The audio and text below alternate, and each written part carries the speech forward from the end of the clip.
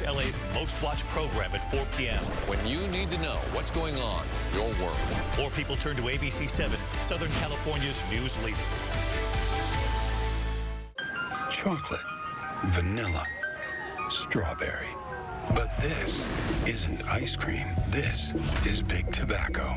And their candy flavors are served with a strong dose of nicotine. Because Big Tobacco knows 4 out of 5 kids who use tobacco started with a flavored product. And once they're hooked, they can be addicted for life. It's time to put the brakes on Big Tobacco's candy-flavored trick and protect California kids. Vote yes on Proposition 31. Sundays are fun days for all sports fans. The plays, the drama, the moments. We got it all on Sunday Night Sports at 11:30, only on ABC 7.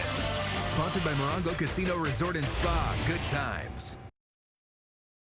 Live from ABC 7, this is Eyewitness News. Now at 11, the clouds are rolling in and the temperatures are dropping. This is a live look at Santa Monica. You see the clouds out there. When is the rain coming? Brianna Ruffalo has the answer. And he was one of the members of the award-winning hip-hop group Migos. Houston police are now searching for the suspect who shot and killed rapper Takeoff. The latest in the investigation coming up.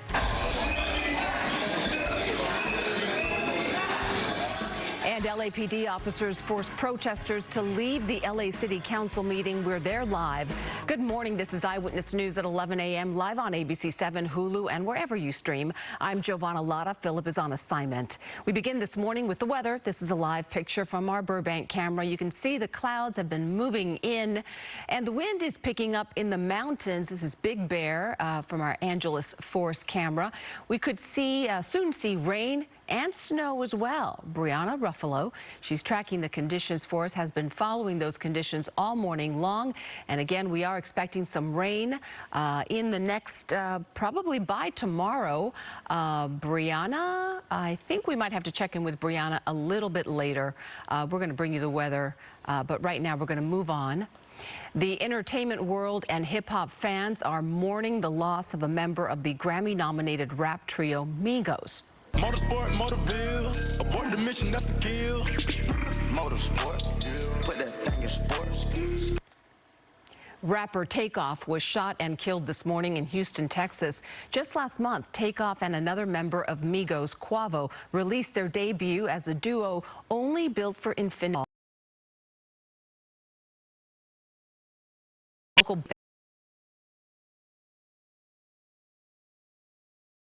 as Migos in 2011. Houston police say they were called to a local bowling alley for a shooting. They discovered Takeoff was dead when they arrived. Quavo, we should say, another member of Migos, was also there but was not hurt. 2 other people were shot and taken to the hospital. Police say security guards heard the shooting but didn't see who did it. We were informed that there was a private party being held at the event last night that ended at approximately 1 a.m., but the party carried over till about 2 a.m. until they were cleared out. That's when the shooting occurred. So far, no arrests have been made in the case. In just a few hours, the man accused in the attack on House Speaker Nancy Pelosi's husband is due in a San Francisco court. 42-year-old David DePape faces federal and state charges, including assault, attempted kidnapping, and attempted murder. Police say he broke into the Pelosi home last Friday and attacked Paul Pelosi, fracturing his skull and injuring his hands and arm. According to court documents, DePape told police he wanted to, quote, break Nancy's kneecaps to show members of Congress that there are consequences to actions. The LA City Council started an in-person meeting at City Hall today, but it didn't take long before the protesters took center stage. Eyewitness News reporter Christian Cordero was inside council chambers and joins us live now from downtown LA with the latest. Much quieter now, Christian. But don't be fooled, Giovanna, by the perception of order here. It only looks like this because the council yet again tried gaveling into a meeting that was full of protesters who really want to have their voices again heard. Really, at bottom, this comes down to the city council saying, look, freedom of speech is really important. We also have called for these resignations. There's a limited authority that we have over these two council members who have yet to resign, and the show must go on. We have to get work done. But people who are protesting say, no, the show cannot go on, because then this will essentially be shrugged off before accountability is complete. This is how it unfolded today. Council President Paul Krikorian got just a few words in before people stepped into the center aisle, as they have many times in the 23 days since this leaked racist audio. Protesters chanted things like no resignations, no meeting, of course directly referencing Gil Cedillo and Kevin De Leon, who have refused to give up their seats. Several fellow council members, even the President of the United States, have echoed calls for their resignations. De Leon's reasons for staying, he says, is because his constituents need a voice. He has taken a leave from the council, though, so they're not represented, at least not in the official sense right now. As the chanting grew, LAPD stepped in and forward, eventually to push the protesters out of the chamber, and that's where we are now. This has been a ritual of sorts over the past few weeks, as has another in front of De Leon's Eagle Rock home, a home that he hasn't seemed to have lived in for the better part of a month. And the thing about this law is... So we are launching a new phase of Operation Resignation called Where in the World is Kevin De Leon? Where in the world is Kevin De Leon? We can't find him. He's not here. He's not in city council meetings. He is not at his district office. We don't know how he could possibly be serving the constituents of his district when no one can find him. I hope that So, of course, the two seats are empty right now, and then Paul Krikorian has stepped into what was Nury Martinez's seat as council president. They're in public comment right now on various measures. We so far have heard one person, again, echo those calls for the resignation. We're live in downtown Los Angeles. I'm Christiane Cordero, ABC 7 Eyewitness News. All right, Christiane, thank you for that report.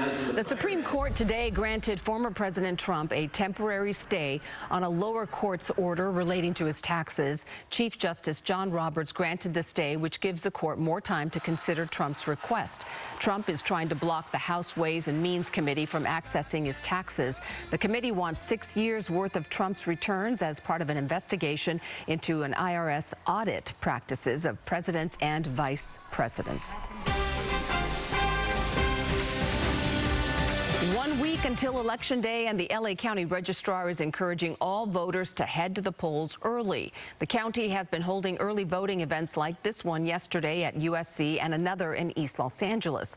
Today, mobile vote centers are set up at Glendale City Hall and at the Kia Forum until 5 p.m. A reminder, if you plan to vote by mail, you do not have to wait until Election Day to turn in your ballot. You can turn them in at any voting center or a vote-by-mail drop-off location. And remember, Eyewitness News has you covered on election night, no matter where you are on TV. ABC News coverage of the big national races starts at 5 p.m. Our Eyewitness News team will break in throughout the night with live local results, plus a complete wrap-up on Eyewitness News at 11 p.m. For local results and analysis as soon as the polls close at 8 p.m., watch our 24/7 streaming channel wherever you stream ABC 7 Los Angeles. And for up-to-the-minute results anytime, you can head to ABC7.com and our ABC 7 Los Angeles app. And as we continue here at 11 a.m., Halloween night was not filled with fun for some in Hollywood after several violent incidents with a real-life horror that unfolded. And do you